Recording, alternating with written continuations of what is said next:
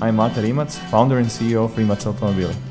Over the past 8 years, the goal has shifted. It started with a dream to make my own car, and now we consider ourselves as a technology company, pushing the limits of electric vehicles and building the next generation of electric sports cars.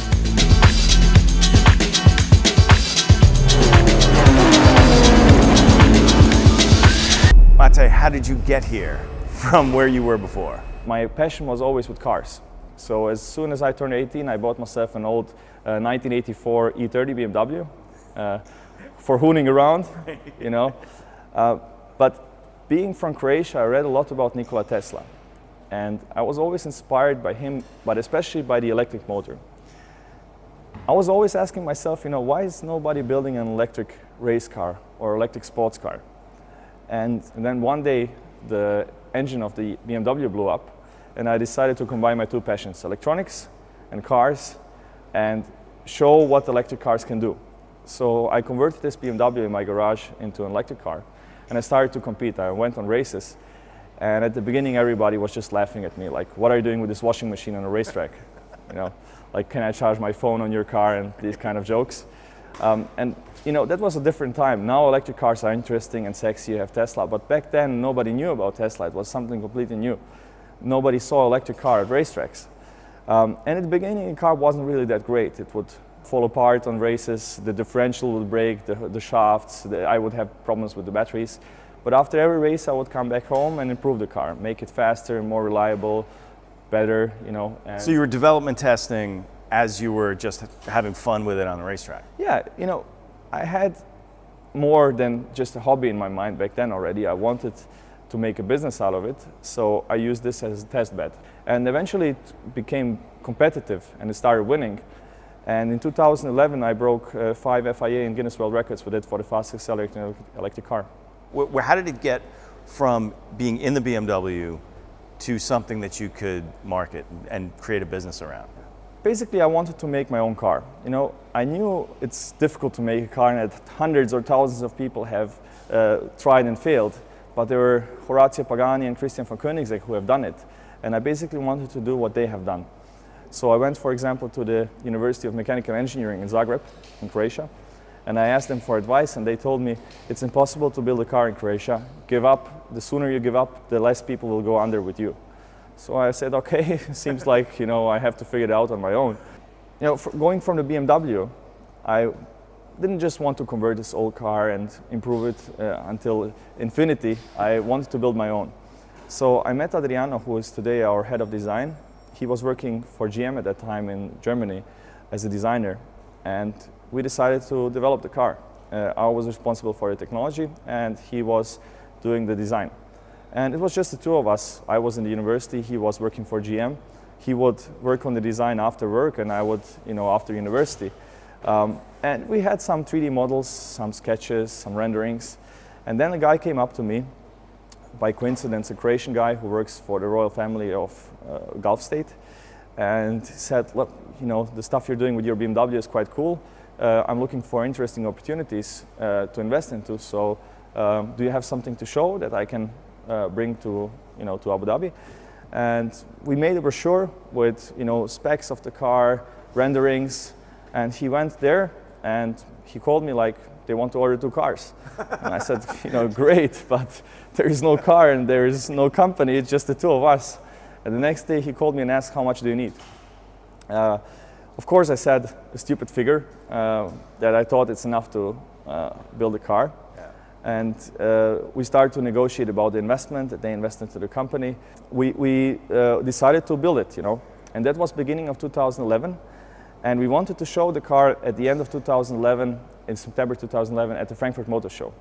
We made an agreement with the Abu Dhabi investors, like, okay, you are going to invest, we have agreed on everything, we have to do the paperwork, so it will take some more time.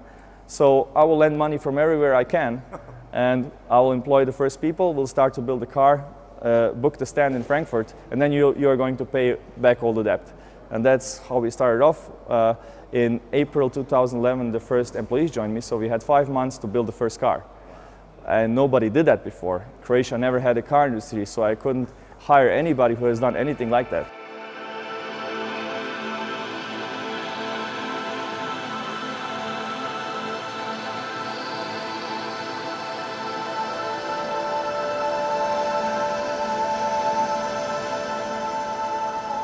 Was the dollar figure optimistic, or was it eventually not enough? Of course, I was completely wrong. I had no idea what we have to do. I think, going back, like the door handle in the BMW way would have cost more than what I asked for.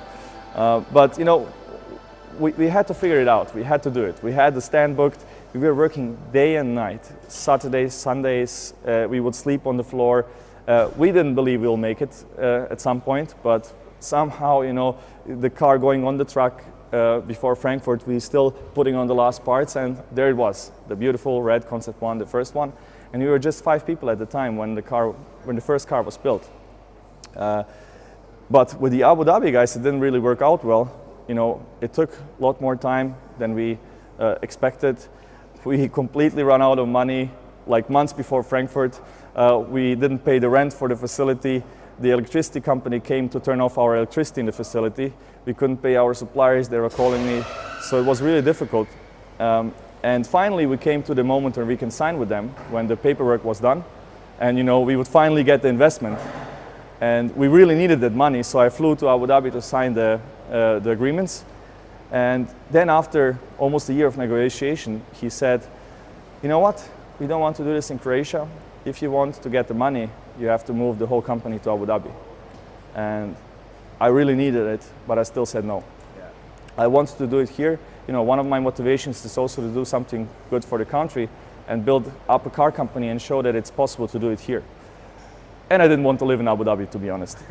So we didn't finish that investment, and being in debt over here, like the water was well above us already, and we had to figure out what to do next. We showed the car in Frankfurt, but it was very far from being a production car.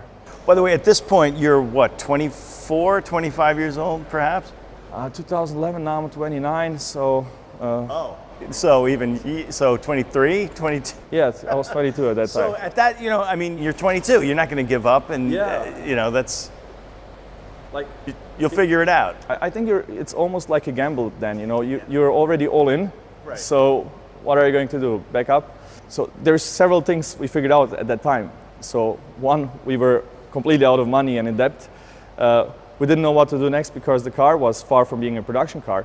If we wanted to make a full production car, there was still a lot of stuff we needed to do. And so, I went to the suppliers of the car industry, because 90% of the cars are built by suppliers and not by the manufacturers themselves. And most of them didn't even want to talk to me, of course. Some of them were laughing at me when I told them about the volumes we are talking about. And some of them have special divisions to deal with small projects for them being Ferrari producing 7,000 cars per year. They give you access to the stuff they already have for the big manufacturers, but you have to pay a fee to get access to them. So I went to one of these suppliers with a list of like 6 things that I wanted, like the parking lock, the infotainment system, windscreen washers. So not really the big stuff, not powertrain or chassis or something like that, like small stuff. And they said, look, we can't develop anything specifically for you. We can adapt something we already have, just give you access to it. And to have access to these 6 things that you want, it's 20 million. And I was there, with 5 guys in the garage with nothing, Right. So that was when I figured out, to build a car, we have to build up a team that can develop technologies, take the technologies to develop systems, and then build a car. But because we didn't have the money to, just do that, we had to work for other manufacturers, and that's the best thing that happened to us. So then after Frankfurt, we started to look for projects for other manufacturers, and we started to develop full cars for them, or powertrain systems and batteries, but always in the direction where we wanted to go anyways. They kind of financed the development of our own car. We found a project where the car manufacturer wanted to have a battery. That's basically more or less what we wanted to have for our car anyways. Right. And that's what we did. Like 90% of the work was doing stuff for the automotive industry, and 10% was on the side working on our own car. We still wanted to bring the car on the road. But in that way we became a car company, a technology company, not really a car company. The car is still very important. That's how I started and what I wanted to do originally. But the business is really in the technology. Today we are a technology company. We are 250 people, much bigger than like the small car manufacturers in a much shorter time, which is only possible because we do so many things for the industry. The cars are still very important for us as a showcase what we can do. We have the Concept 1 currently, which is in production, but we have also a following model, or several following models being in development right now, and they will be a very important part of us. We want to show with our cars what we can do, what electric cars can do. We want to be, the top electric supercar manufacturer, but the real business, the majority of the business of the company is the technology. We are, as far as I'm aware, the most vertically integrated car company in the industry. We develop everything here, we manufacture most of the stuff here, and that's very interesting for the car manufacturers. Some of them have a very clear idea of what they want, and they come with clear specifications, but most of them come here without really knowing what they really want. So having this experience, and like we did already 24 projects for different car manufacturers, we have, I would say, an insight, and some ideas that are maybe out of the box. So we define the cars together with them. We cover the whole spectrum, and that's very interesting for the OEMs. But on top of that, we are focused on the high-end, high-performance systems. So very high-performance motors, very high-performance batteries. So everybody who is trying to make a high-performance hybrid electric car comes here. When you're a car company, it costs so much to develop a car. You guys seem to be doing it a different way. Yeah, very different. First, Croatia is a tiny country. Like Volkswagen has 4 times more revenues than Croatia has GDP. We don't have a single venture capital fund, no car industry ever. So the Croatian government didn't support us or couldn't support us, and we didn't ask for it. So we had to bootstrap our way through with nothing. So that was the hardest part. That was 90% of my job, to keep the company alive. And the worst thing for me was, in 90% of the cases, I didn't have the money at the beginning of the month to pay the next payroll. So somehow we had to, make our way through all the time, and that was really stressful, while growing this company from here, where it's very difficult to get any investment. So we were profitable from 2012 until today, probably the only electric car company that has such a long span of profitability, but not because I wanted to, but because there was simply no other way. We got the first investment round in 2014, which is public, and it was 10 million euros, which is a lot of money, but for a car company it's nothing. So the whole investment in the company so far was 10 million euros. Right now we are finalizing our second investment round to get the company to the next stage, but most of it is organic.